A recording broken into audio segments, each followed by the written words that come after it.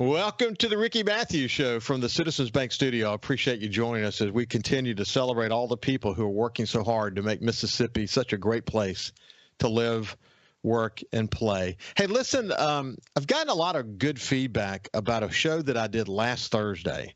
It was with Jim Asher. Jim is a Pulitzer Prize-winning journalist and editor who used to work for McClatchy and Nate Ritter. My friends at the Sun-Herald know him well. He's just a terrific reporter. And I had written a column about open meetings laws as it applied to the commission, the Department of Wildlife, Fisheries, and Parks Commission, that I've been, shining the light on some of their efforts because I think a lot of the work that they do is behind closed doors and should be done in the public eye. But this conversation applies to any public board. It's really a good primer. I would say kind of a master class on open meeting laws in Mississippi. And I appreciate Jim Asher joining me and sharing his really infinite experience with the conversations around why open meetings are so important to the citizenry. So I want to encourage you to go take a listen to that. It applies not just to the Commission on Wildlife, Fisheries, and Parks, but it also applies to any public body. Okay, got a couple of quotes to share with you. The first one is this. It came from the Hope Shot, and it said this: most people miss their opportunity because sometimes it comes disguised as a problem. I like that. I think we learn a lot from the challenges that we face. It makes us stronger.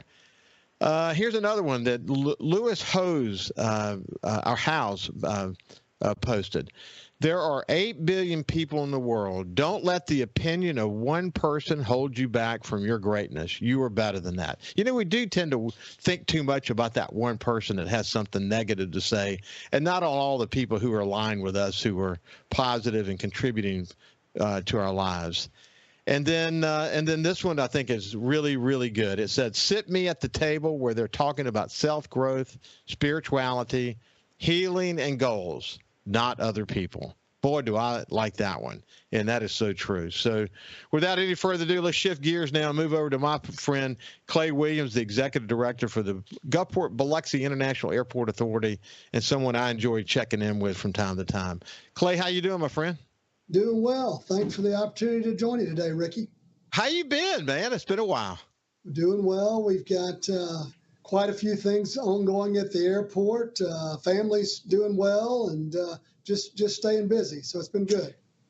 Yeah, I watch you on social media or have contact with people who know you well, and you do a great job of balancing work with family. It's something that's big on my radar screen as well, and so that's good. And you got a work family too. You have to pay attention to. I saw where General Clark Griffith has rolled off of your 3-person board of trustees, and that FOFO has replaced him with another really able leader in General Peters. That's exciting. You combine that with who you already have in Joe Spraggins and Dave Dennis, and you've still got a dream team that you're working with, don't you?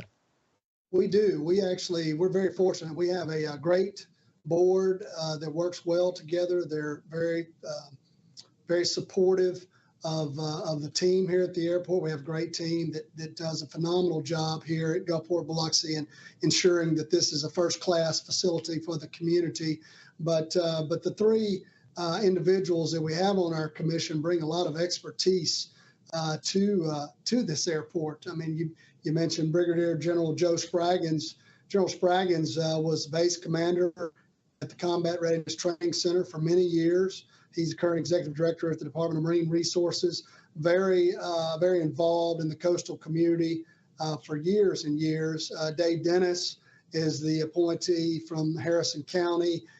You know him well, Ricky, and he has been involved not only across the coast, been very generous with his time and efforts, but he's statewide and throughout the region has been as well. Our newest appointee is Lieutenant General Mike Peterson. General Peterson was the base commander at Keesler Air Force Base, and he's overseen cyber and communications for the Air Force, and really brings a wealth of experience, as did General Clark Griffith from the city of Biloxi. So with us having a great deal of military operations and military partnerships here at the airport. Very important to have individuals like that with that level of background and expertise, and very pleased to have them and the support that they provide to this team. Yeah, so you and I have chatted about this before, but you think about the diversification of the passenger load that goes through the Gulfport-Biloxi International Airport. You've got certainly the casino piece with the charter airlines and how significant that is to you guys. The military piece, you mentioned Joe Spraggins coming from the National Guard side, and then General Peters coming from the Keesler side. The military piece of that is gigantic. And then the business community. Here's Dave Dennis, whose business works across multiple states and has such a good feel for what's happening in the region.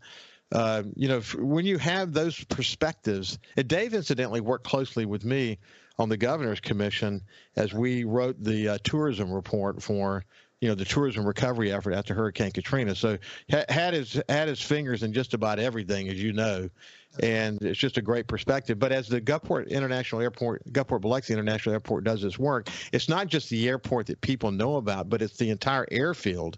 And the National Guard, beyond just the passenger load that you get related to that, it's also the reality of them as sort of a partner there at the airport. And I can't overstate how important that is. It is, and a lot of people don't realize how close the partnership is with not only the Air National Guard, but also the Army National Guard. We have both on the airfield, and for instance, all of the aircraft rescue and firefighting protection for Gulfport-Biloxi International Airport is provided by the National Guard. So they have fire and rescue capability that far exceeds what the Federal Aviation Administration requires us to have. So that's a tremendous partnership. That's really it's a value well over $2 million annually that we're able to take advantage of. And so when you look at base realignment and closure, and you look at military installations and their importance, it's not only the jobs and the defense and training mission that they have, but they also provide a significant service to this airport, not only for military traffic that's coming and going, but also those that are traveling commercially and those that are flying private here at the airport. So they're tremendous partners. They also, the National Guard Bureau, will participate in some of the enhancements on the airfield. So, for instance, we did a reconstruction of the touchdown zones on the main runway within the last 6 years. And when we did that, they participated to a certain percentage level based on their military traffic throughput here at the airport. So really can't say enough about the partnership there and the fact that the great work that they're doing here at the airport. Well, look, the family, we try to take a big family vacation every couple of years. We do a vacation where we do sort of a mini family reunion over at Miramar Beach every year, where Ann's entire family comes together there. We rent this gigantic house. I'll stay there. It's a lot of fun. But we're taking everybody out west, and let's see, when is it? It's at the end of May. Oh no, actually no. For a matter of fact, we'll be there 4th of July. Now that I've come in focus about it, and we're flying out of Gulfport, and we found everything we needed there. And frankly, the more you think about it, if you have an early flight, which is a very early flight coming out of Gulfport. If you had to have an early flight out of New Orleans or Mobile, it's you might as well just not go to bed. You just and when you got small kids to transport, it's going to be quite a challenge. But we're excited. We're excited for I mean, first of all, the airport's solid. It creates such a wonderful choice for us as a family when we're doing vacations, and the offerings continues to increase. And that's one of the cool things about where you guys are. You're winning, and you love to win, don't you? We do, and we thank you and your family for flying from the airport, and you've always been a staunch advocate for this facility. And again, we've talked before. The more people that utilize Gulfport-Biloxi Airport, the better chance we have of, one, retaining the air service that we have, and we really have good air service for our size market, but it allows us to grow additional cities and additional carriers when people utilize it. You and I have talked before, Ricky, and we like to encourage people. We know passengers comparison shop. They look at out-of-state airports when they're trying to evaluate from where they're going to fly. But we encourage people when they look at the overall cost, think about your time. You mentioned that you've got to get up at the crack of dawn to try to get to an airport. Oftentimes you've got parking that's associated. You got to think about what does that cost? What does the fuel cost? What's the wear and tear on your vehicle? And again, we encourage people, look at Gulfport-Biloxi. We're competitive. We offer a great, convenient and easy to use product. When we come back on the other side, we'll talk about the incredible positive reviews that Breeze Airlines getting. We'll see you after this. Welcome back to the Ricky Matthews Show from the Citizens Bank studio. I have my friend Clay Williams from the Gulfport-Biloxi International Airport Authority, and we're just getting updated on how things are going at the airport. Listen, my wife's brother, Mark Bohanovich, lives in Orlando, and he's had a lot of success in his life. He and his wife recently bought a place in Biloxi. They're from Biloxi, and so he intends to spend a little bit more time here. And one of the things that's enabling him to spend a little bit more time here is Breeze Airlines.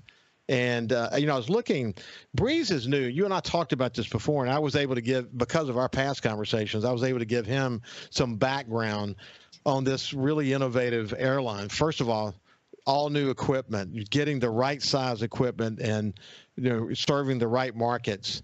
But he's blown away with how amazing those planes are, and the fact that he's got the opportunity to use them. I looked at this is Travel and Leisure Magazine's World's Best Award. They were number 2 in 2022 and number 4 in 2023. Breeze isn't playing. They came to the table to compete, didn't they? Breeze is an interesting operator, and we need more airlines in the aviation landscape. Over the years, Ricky, and you and I have talked previously, there's been one mega merger after another, and so you've had immense amount of consolidation in the airline industry. So when you have a new carrier like Breeze Airways emerge, they started 2.5 to 3 years ago. David Neeleman, who is the founder of JetBlue and WestJet in Canada and Azul in South America, he started, along with a group, Breeze Airways, to try to serve smaller markets that are underserved and picking destinations that have a good synergy with those locales. And so you mentioned the aircraft type. They started, they're flying Airbus 220 airplanes. They're built in Mobile. They're new aircraft. They're 137 seats. That's what we liked about the air carrier when we initiated conversation with them. Is it's a smaller airframe. It provides 3 levels of product. They kind of have what's they known as their better, their good, better, best model, essentially, for different seat types. They have what's called their Ascent, which is kind of their higher level of seating capacity, but it's new equipment, and again, excited to have that seat capacity in the market. We feel like 2 good cities too. You have Tampa and you have Las Vegas, operating on Friday and Monday. 2 good locations. One, you can do a long weekend, Friday to Monday, in either Tampa or Las Vegas, and you can also spend a week out there if you needed to, and in Vegas in particular, when we got good synergy with the gaming industry here with those routes. A lot of retirees in Tampa that would like to come here. It's a short haul flight. They can come here for gaming and the beaches and deep sea fishing and all the other wonderful amenities that we have here on the coast. So excited to have them in the market. It's a good offering for us. We want people to take advantage of it. I mean, you've got a nonstop. You can be in Las Vegas in just under 4 hours, and Tampa in just a little over an hour. So really, really convenient offering for us. Listen, as you know, after the Deepwater Horizon oil spill, I was a publisher of the Press Register in Mobile and was asked by Governor Riley to lead the oil recovery planning efforts for the state of Alabama. we had over 1,000 people involved in it. And as we fast forward, what I learned about is the governor was aggressively developing a relationship with Airbus, going out to the Paris Air Show and really laying the groundwork that ultimately led to Airbus opening that manufacturing facility in Mobile. It's amazing. It seems in some ways like that was just yesterday, but the thought that they actually accomplished their goal, built it, and had the success that they're having, and now one of the planes built there is actually serving this market, it just shows when it all works the way it's supposed to work in terms of your economic development efforts. That's a home run, isn't it? It is. They're growing the production line significantly there at Mobile. They started with the Airbus 320, and now they have this newer Airbus 220, which is a little smaller plane that they're producing. And so, yeah, it's good for this entire region, not only for Mobile, but it benefits this part of Mississippi as well. Yeah, it's really cool to see all those pieces fit together. And I was there and watched so closely the way the region, the way the city of Mobile, the way the state worked together with Airbus to pull that off. And it was some heavy lifting because it's always competitive, but they had that airfield there and that's what they needed. And it just was kind of a match made in heaven, and it's all turned out wonderful for our region. That's for sure. How are your numbers looking? Numbers are great. We actually were very pleased for 2023. We finished 11% over where we were in 2022. So really nice growth there. If I just looked at the January numbers for 2024, we were 7% ahead of where we were on the month over month if you compare us to January of 2023. So that's exciting. For us, we appreciate everybody continuing to utilize the airport and helping us grow those numbers. In addition, Ricky, to Breeze, we mentioned the Tampa service and the Las Vegas service. Allegiant Air is coming back in for their seasonal offering May through August for Orlando Sanford Airport. Again, a great city pair for us. If you look at Gulfport to Orlando, you have a lot of people in the summertime from here that want to go to Disney and Universal Studios. And again, it's another high retiree demographic in the Orlando market that people want to come here. It's a short haul flight and they can enjoy the many amenities here along the coast.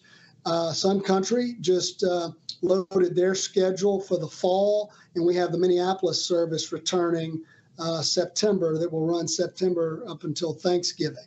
And so that's great inbound service for us. People from the Midwest enjoy coming here, and it's been a great offering for us for the last 7 years, and we're excited to have them back. And again, we encourage people to take advantage of these offerings. You have low-cost fares on all. I mean, we're seeing fares on Breeze Airways anywhere from $59 to $89 each way to Las Vegas. We've seen $39 each way to Tampa. I'll correct myself a little bit from what I said earlier, but it's kind of the nicest category, as they call it, for their seating capacity, but really some competitive airfare and affordable for people that want to go for a long weekend or take a family to one of the destinations. That's really, really cool. My son Justin flew in from New York City. He lives in New York. Mm-hmm. And flew in, and he always flies out on that early morning flight headed back up there. And the impression I get when I no matter what time of day I'm there, but the last time I was there was early in the morning with Justin, is that the impression that airport leaves visitors is so positive. The design on it is so modern. You got to be excited about your overall infrastructure there. We have a great team that pays special attention to ensuring that we put our best foot forward. We know we're the first impression that many have of South Mississippi. They come to this airport, and we want to make sure that it's clean. We want to make sure that it's convenient, that it's well landscaped, and that we've got good offerings here. We have some unique local offerings at the airport. We have Chandelier Brewing Company, which is a local Gulfport brewery in the airport. We have Coast Roast that's supplying the coffee, which is a Gulfport and Long Beach coffee operator. And so we make sure that the retail concessionaire is selling things that are indicative of the area. Of course, you can get your magazines, your soft drinks and your chips and other things there, but you can also pick up local barbecue sauce and local soaps and other amenities that are made here in South Mississippi. And again, it's important. We want to make sure that people get a feel and a flavor from the moment that they step off the airplane before they enter this community.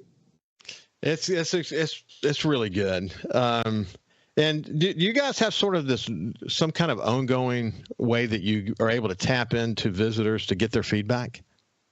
We do, actually. We have a survey that when people utilize the Wi-Fi here at the airport, we can get a feel for what their desires are and what they would like to see at the airport. I give you an example. One that was reoccurring was the need for a nursing room at the airport. And we kept seeing that in our survey data. And so within the last 24 months, we added a nursing room for those that are traveling with infants. And again, just trying to make it more convenient and a nice and easy experience for people. So we look at that. We look at people leave comments about the food or whatever that might be. And we work with our restaurant concessionaire to ensure that we're trying to meet those needs, because we know people have a choice when they fly.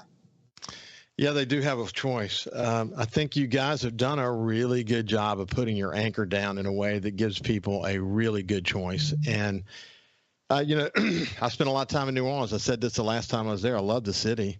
Nice, amazing airport. The parking situation or the rental situation is not all so good. And it's not always easy to get to, so people should always consider that when they make a choice. The cost of the ticket, even if it's a little cheaper if you go that direction, sometimes it's not always, just sometimes. It certainly doesn't pass the test when you consider all the costs. Like Clay said, your time, your parking fees, your gas.